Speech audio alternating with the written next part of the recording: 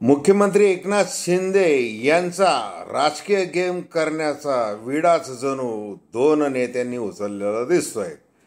आता हे एक नेता जो आहे तो महायुतीमध्ये आहे आणि दुसरा जो नेता आहे तो समोर बसलेला आहे, तो कोकणामधून आपले बाण फेकतोय.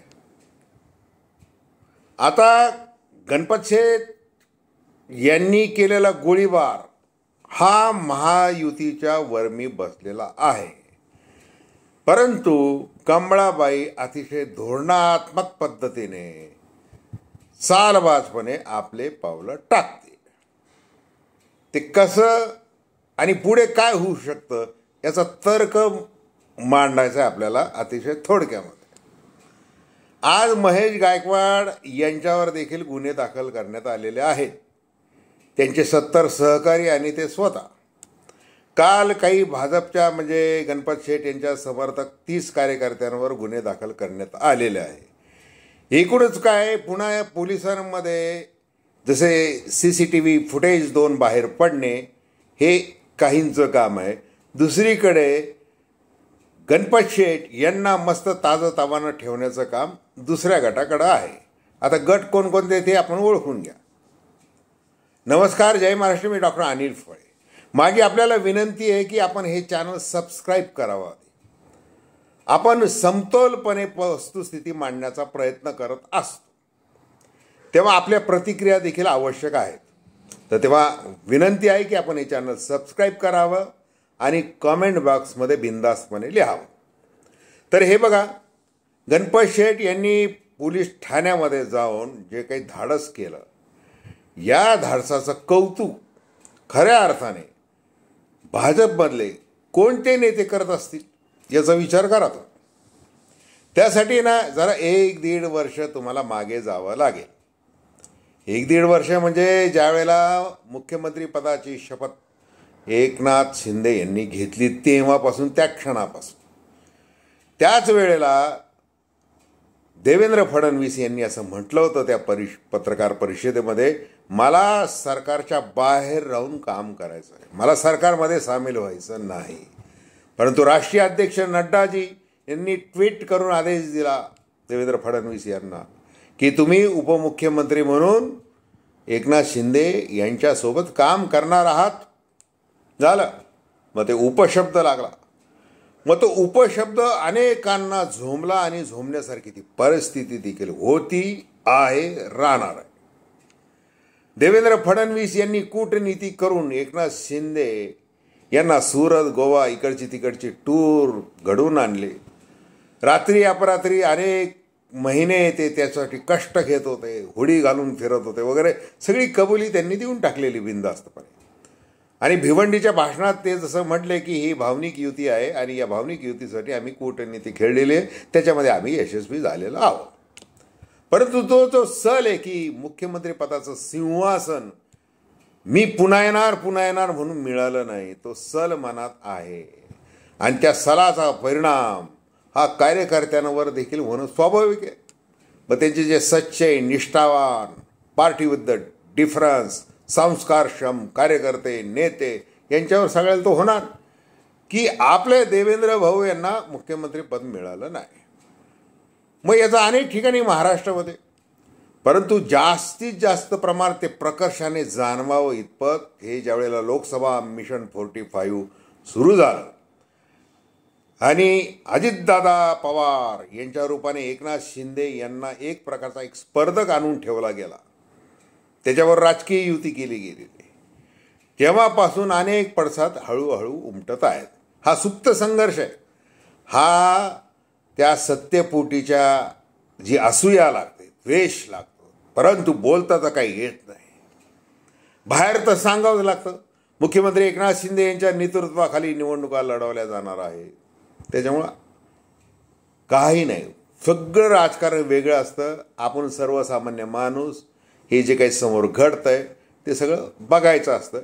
यांनी गोळीबार केला, त्यांनी लाठी हल्ला केला, त्यांनी केला, हा लँड माफिया, तो अमुक माफिया, हे बघतात, एकमेकाला समर्थन देतात.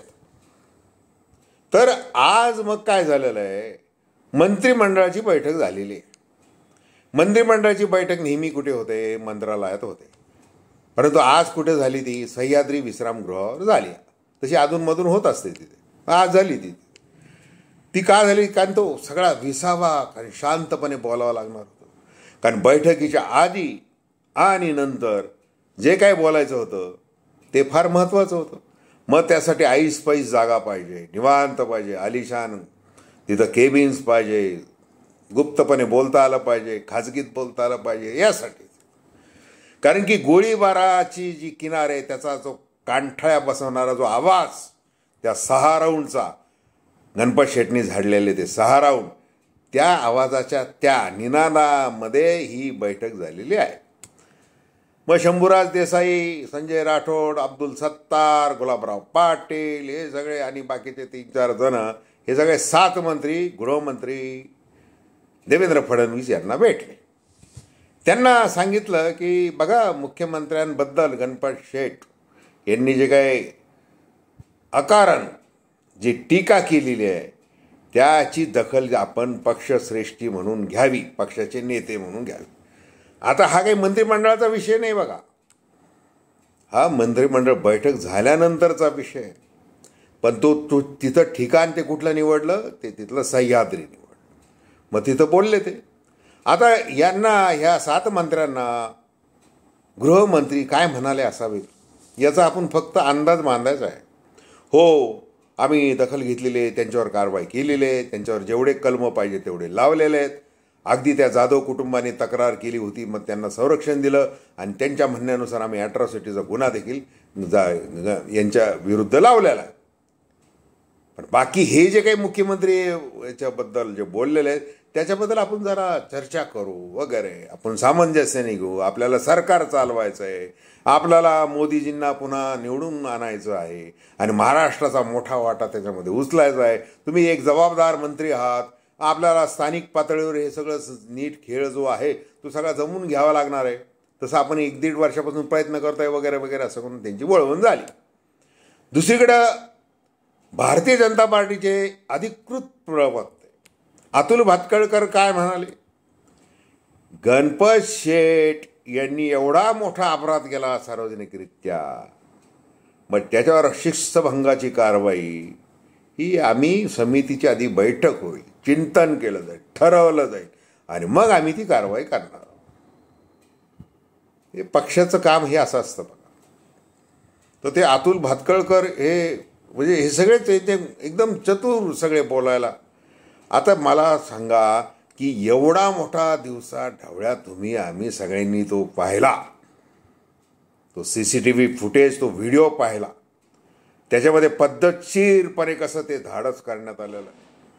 नेमके ते अनिल जगताप नावाचे पोलीस निरीक्षक बाहेर जातात गर्दीसाठी, ते जातात काय, त्याच्यानंतर हे शांतपणे उठतात काय, आणि महेश गायकवाड, राहुल पाटील यांच्यावर गोळ्या झाडतात काय, त्या कमी पडत आहेत का म्हणून खाजगी तो सुरक्षा रक्षक देखील गोळ्या झाडतो. 10 राऊंड फायर केले जातात दोन्ही मिळून. आणि मग ते आदल्या दिवशी त्यांना VIP ट्रीटमेंट, लगेच झाल्यानंतर मग सगळं रात्रीचं सगळं सागर संगीत, मग दुसऱ्या दिवशी सगळी मस्त फ्रेश होऊन एकदम कोर्टाकडे. जसं आपण पहिल्या व्हिडिओमध्ये म्हटलं होतं, रात्री पिवळे सकाळी पांढरे, उजळ माथ्याने ते गेले वाजत गाजत. मग आता ही परिस्थिती जी आहे ही 1-1.5 वर्षापासून सुरू आहे आणि गणपत गायकवाड यांनी अनेकदा ते जाहीरपणे बोलून दाखवलेलं आहे. अनेक ठिकाणी बॅनर लावले गेले, सगळ्या पद्धतीचं झालेलं आहे ते. म्हणजे विशेष बॅनर बघा, ते उल्हासनगरमध्ये, ते शिवाजी चौकामध्ये, कॅम्प 3मध्ये त्या भागामध्ये जे लावले गेले होते, 50 कुठे 105 कुठे, किंग मेकर देवेंद्र फडणवीस साहेब नाम ही काफी आहे वगैरे, हे सगळे अशा पद्धतीने इशारे देण्यात आले. मग आपले ठाण्याचे माजी महापौर नरेंद्र म्हस्के यांनी ठाणे पालघर इथं धर्मवीर आनंद दिघे यांच्या जयंतीनिमित्त जी काही बॅनरबाजी केली त्याच्यामुळे देखील सगळ्यांचा पोटसूळ उडाला. म्हणजे ह्या दोन्ही मुख्यमंत्री एकनाथ शिंदे यांचा जसं कल्याण डोंबिवलीसाठी डॉक्टर श्रीकांत शिंदे हेच लढतील असं जसं आहे, तसं ठाणे इकडचे ते बाकीचे मतदारसंघात देखील शिवसेनेला त्या जागा मिळाव्यात अशी अपेक्षा व्यक्त केलेली आहे. मग हे भाजपचे सगळे जे काही आमदार आहेत, कल्याण डोंबिवली लोकसभा मतदारसंघातले 4 आमदार, बाकीचे अजून आमदार यांचा जो आग्रह आहे तो मोडायचा कसा आणि पक्षावर आपल्या पक्ष कार्यकर्त्यांवर गदा कशी आणायचे असा प्रश्नचिन्ह आहे.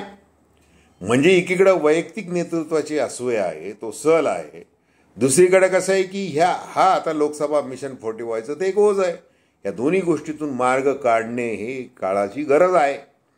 मग त्यातून काढायचा कसा आहे? मग त्याच्यामुळं काय आहे की देवेंद्र फडणवीस हे एकदम शांतपणे ते गडचिरोलीला जातात.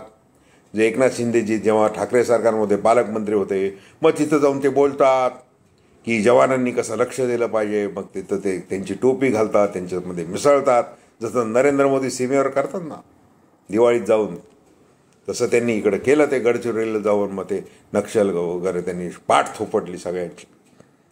परंतु इकडं कल्याणमध्ये, इकडं उल्हासनगरमध्ये, या ठाणे मुंबई या परिसरामध्ये हा जो दहशतवादाचा नमुना पाहायला मिळतोय तो तुम्हाला आवडता आला नाही गृहमंत्री म्हणून, हे लक्षात घेतलं पाहिजे. मग आता महेश गायकवाड यांच्यावर देखील कारवाई झालेली आहे, त्यांच्यावर देखील कारवाई झालेली आहे. मग आता उद्धव ठाकरे गप्प बसतील का? उद्धव ठाकरेंनी सांगितलं की ते 2 CCTV फुटेज का बाहेर आले, कुणी आणले, तितके तात्काळ कसे आणले गेले. एरवी तर काही घटना घडून कुठं ते CCTV फुटेज मिळत नाही, ते कोर्टामध्ये आधी सादर करावं लागतं वगैरे वगैरे, ते सगळं लागतं. ह्याच्या पटकन बाहेर कसे आले? कारण की महागद्दार ठरवलं गणपत शेट्टी, एकनाथ शिंदे यांना त्यांचा सगळा पैसा हडपला वगैरे. त्यांनी काय जे अजून बोललेले आहेत त्याची दखल पक्षश्रेष्ठींनी काय घेतलेली नाही. कारण ही भेकड जनता पार्टी आहे, भ्रष्ट जनता पार्टी आहे. आणि पंतप्रधान नरेंद्र मोदी तुम्हीच आम्हाला दूर लोटलेलं आहे वगैरे असं उद्धव ठाकरे यांनी म्हटलेलं आहे. म्हणजे एकनाथ शिंदे यांचा पॉलिटिकल गेम करण्यामध्ये जसे अंतर्गत त्यांचे आहेत स्पर्धक मुख्यमंत्री पदाचे, तसे हे देखील आहेत. तर ही अशी परिस्थिती उद्भवलेली आहे. आणि ही ओढून कोणी आणलेली हा एक प्रश्नच आहे. आणि त्या प्रश्नाचं उत्तर सगळ्यांना तसं माहिती. हे राजकारणामध्ये कसं सगळं क्षम्य असतं असं म्हणून हे सगळं चालवलं आहे. तर हेच आपल्याला बघायचं आहे की आता उद्या काय घडतंय, परवा काय घडतंय, आणि लोकसभा निवडणुका ह्या कोण लढवत आहे. मग डॉक्टर श्रीकांत शिंदे गप्प बसणार आहेत का? बाकीचं काय होणार आहे? गणेश नाईक यांचं पुढं त्या दुसऱ्या मतदारसंघातून पालघर ह्या तिकडे काय होणार आहे? हे सगळं असं ते सगळं चित्र. आणि मग जे अटकेत गेलेले गणपत शेठचे जे कार्यकर्ते असतील ते घोषणा देणारे कालचे, किंवा आज जे काही शिंदे गटाचे जे कार्यकर्ते असतील ज्यांच्या मनामध्ये एक भावना अशी की संधी मिळू द्या मग बघू, असं जे सगळं आहे, तर हे गँगवॉर कुठं थांबणार आहे की नाही हाच खरा प्रश्न. तर ठीक आहे, हा व्हिडिओ आपल्याला आवडला असल्यास अवश्य शेअर करा, सबस्क्राईब करा आणि आपल्या प्रतिक्रिया बिनधास्तपणे नोंदवा. धन्यवाद.